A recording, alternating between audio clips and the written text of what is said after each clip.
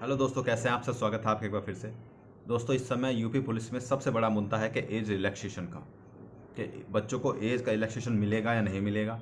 और दूसरी सबसे बड़ी बात कि अगर मिलेगा तो कितने साल का मिलेगा, 1 साल का, 2 साल का, 3 साल का, कितने साल का एज रिलैक्सेशन मिलेगा, ताकि बच्चे अपनी आगे तैयारी करना शुरू कर दें। और तीसरी बड़ी बात, जो ये अखबार की जो कटिंग है वायरल हो रही है, ये सच है, झूठ है, या सिर्फ अफवाह है, क्या नहीं है, वो सारी चीज़ों पर आज बात होगी। और आप सब लोगों को ये भी पता है कि जब तक कुछ चीज़ मुझे कंफर्म नहीं हो जाती है, मुझे अंदर से गट्स फीलिंग नहीं आती है, इधर उधर से पता करके सारी चीज़ें मैं आपको बताता हूँ और वो बिल्कुल सही होती हैं। पहले जितने भी आपको सूचनाएं दी गई थी सभी सही थी। चलिए इस सब पे बात करते हैं। सबसे पहली बात कि एज रिलैक्सेशन मिलेगा या नहीं मिलेगा। देखिए, इस चीज़ को आप लॉजिकली समझिए। आपकी भर्ती, जो यूपी पुलिस की भर्ती थी, वो 2018 में आई थी। जो लास्ट टाइम की जो भर्ती थी 2018 में आई थी। अब इस 2018 से 2023 के बीच में 5 साल का गैप हो गया। अब इस 5 साल के अंदर में जो भी समस्याएं रही हों, जैसे कोविड की समस्या, कुछ भी एनीथिंग, कुछ भी समस्या रही हो, लेकिन 5 साल के बाद ये भर्ती आई है। उस 5 साल में जो भी बच्चे 18 साल के थे उस टाइम पे और आज 23 साल के हो गए हैं, वो तो एक भी बार फॉर्म नहीं भर पाए, वो तो ख़त्म हो गए, उनकी एज तो ख़त्म हो गई। ठीक है। अब दूसरी बात ये है कि आप, एक एग्जाम्पल मैं आपको लेता हूँ। इस चीज़ का जो मैं आपको बता रहा हूँ, गवर्नमेंट बिल्कुल ध्यान रखती है, इन सारी चीज़ों का ध्यान रखती है। सारे सारे एंगल से सोच करके गवर्नमेंट स्कीम निकालती है, या कुछ भी चीज़ अगर भर्ती निकालती है, नोटिफिकेशन निकालती है, सारे एंगल्स को ध्यान में रख करके निकाला जाता है। एग्जाम्पल मैं आपको बता दूं, जैसे एमपी पुलिस है, एमपी पुलिस में अभी वैकेंसी आई है, उसमें 3 साल का एज रिलैक्सेशन मिला है लोगों को। ठीक है। दूसरा, केंद्र सरकार ने एक वैकेंसी निकाली है एसएससी जीडी की, उसमें 3 साल का एज रिलैक्सेशन उन्होंने दिया था, क्योंकि कोविड की वजह से बहुत सारे बच्चे फॉर्म फिल नहीं कर पाए थे। और आप सब लोग ये बात बिल्कुल नोटिस करते होंगे, जो केंद्र सरकार में जो भी योजनाएं या जो भी चीज़ें होती हैं, उसको उत्तर प्रदेश में बहुत अच्छी तरीके से लागू की जाती है, उसको फॉलो किया जाता है। तो केंद्र सरकार ने 3 साल का एज रिलैक्सेशन दिया था, तो मानकर चले कि यूपी में भी 3 साल का एज रिलैक्सेशन आपको देखने को मिल सकता है। और बिल्कुल ये गवर्नमेंट हर चीज़ का ध्यान रख करके आप सबका भी ध्यान रखा जाएगा और उसमें वो रिलैक्सेशन आपको मिलना चाहिए। तीसरी बात, जो पेपर की कटिंग है, ये क्या है, फेक है, क्या है? देखिए, पेपर की कटिंग पर आप विश्वास मत करिए। पेपर की कटिंग दिन पर दिन बदलती रहती है। मैं आपको एक एग्जांपल देता हूं। जब हमारा रिजल्ट आना था, तब पेपर में आया कि आपका रिजल्ट इस दिन आ जाएगा, इस डेट को आ जाएगा। ठीक है, हमने उस डेट का इंतजार किया, लेकिन रिजल्ट नहीं आया। फिर पता चला पेपर में एक और कटिंग आई है कि आपका रिजल्ट 1 हफ्ते बाद या 1 हफ्ते बाद आ जाएगा, लेकिन 1 हफ्ते बाद भी नहीं आया।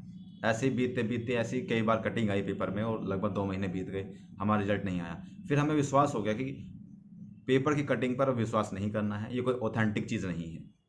देखिए, भर्ती बोर्ड के किसी व्यक्ति ने, जिम्मेदार व्यक्ति ने कोई चीज़ नहीं कही है, गवर्नमेंट ने कोई चीज़ नहीं कही है, तो आप कैसे मान सकते हैं कि आयु सीमा में छूट नहीं मिलेगी? जब तक कोई ऑफिशियली चीज़ नहीं आ जाए, तब तक आप बिल्कुल मत मानिएगा कि आयु सीमा में छूट नहीं मिलेगी।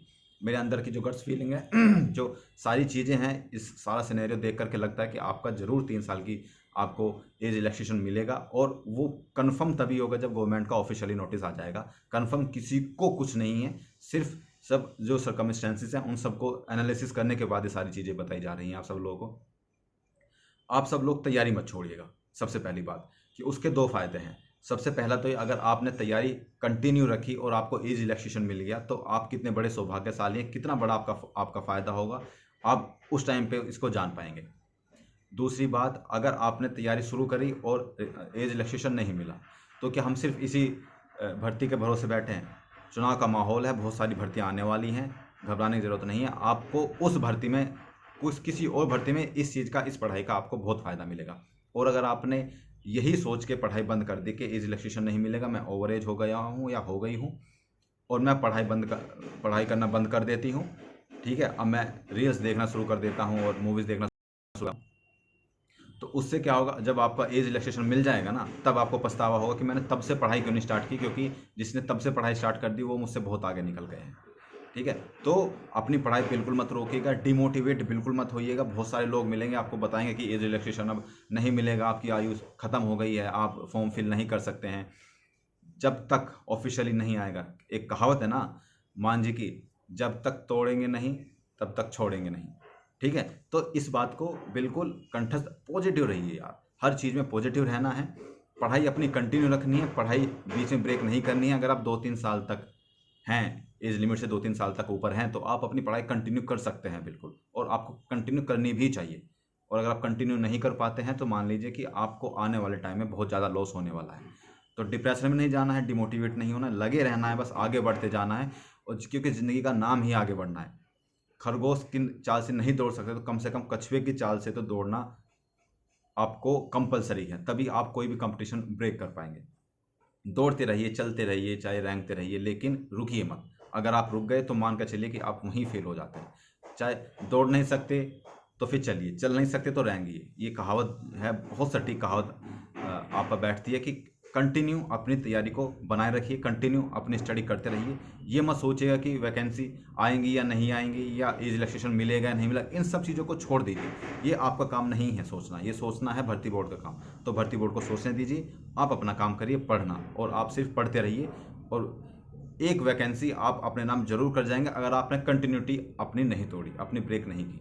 कंटिन्यूटी बनाए रखिए, पढ़ते रहिए।